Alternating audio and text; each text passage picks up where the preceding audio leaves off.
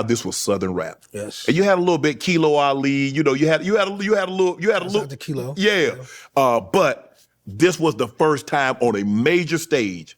This was Southern rap. This was the introduction, the world to see Southern rap. And all of a sudden, this is our first big moment, and then they carrying on like this. What went through your mind? You really want to know? Yeah. Okay. So we were there, and of course you don't know if you're going to win or not. We just happened to be there. Correct. I don't think we had all gone to New York together before, maybe one other time, because the Outkast did a big listening party for that album release. So all this was in that same relative time. So second time in New York together, nominated for the award, but they were booing. You can't even really tell just how loud, it was. It was a big boo. Like, everybody booed. I was like, damn. You know what I'm saying? So with that, I just said this in another interview too, like how I felt then with them giving me shelter and giving me love and giving me family and something to be a part of. I wanted to defend it, So this is before I'm even, I had no gauge on self-worth or being, my asset was to throw myself into harm's way for the family. So that's basically what I was thinking. I wanted to fight, and we almost got to fighting. Damn. But not somebody trying to attack us personally. Right. It's just that when it was ending, dudes was coming over the coming over the aisle, the chairs, just trying to get up to the stage, and somebody was put their hand on my shoulder to balance themselves and jumping over. And I was like, get off me. And he looked back like he wanted, to fight with me. And then, we almost had a little altercation. That was the same night when Suge Knight said, if y'all want, go to me, and they don't want somebody y'all in your videos. Yeah. Snoop Dogg said, hey, East Coast ain't got no love for Death Row.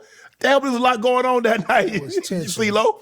But I'm going to tell you, boy, who was the deepest? Wu-Tang.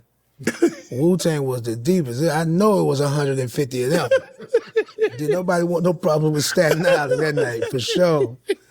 And they felt like the underdogs, and they felt like the outcasts too. Right. Like, because, they weren't necessarily being counted. Yes, yes. They had been in there for a minute, and they hadn't gotten the love and respect that they thought they deserved. So we kind of hit it off right away, and we became extended family and allies with Wu-Tang Clan. Okay. Yeah. You signed to L.A. Reid LaFace Records with Usher and TLC. I mean, really, Face and L.A., they're kind of like the pioneers, the godfather of putting Atlanta on the map. That's a fact. And you with Usher and you with TLC, and you're like, okay.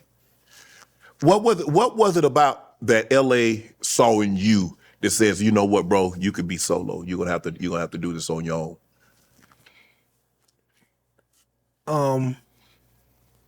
Because had he heard you sing or just heard you rap?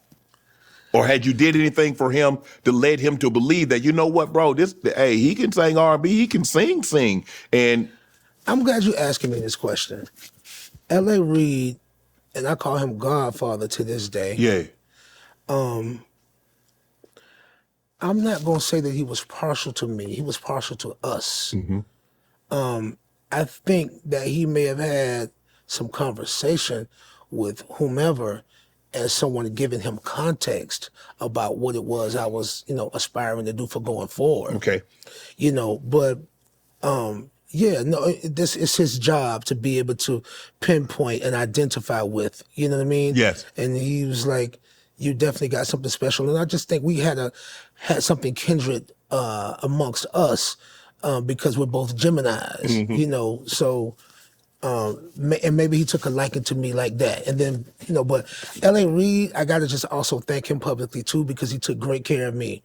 When my mother passed, they took care of my mother's, arrangements, you know what I'm saying? When I got married, you know what I'm saying, like they took care of my wedding for me, Wow. Just on love, So when it was time for me to do my thing, he gave me a Prince deal, a Prince opportunity, the same way that Warner Brothers gave it to him. So people don't really know this, but I wrote and produced my entire first album. Wow. So that's closet freak and getting grown and all that good stuff. You know what I mean?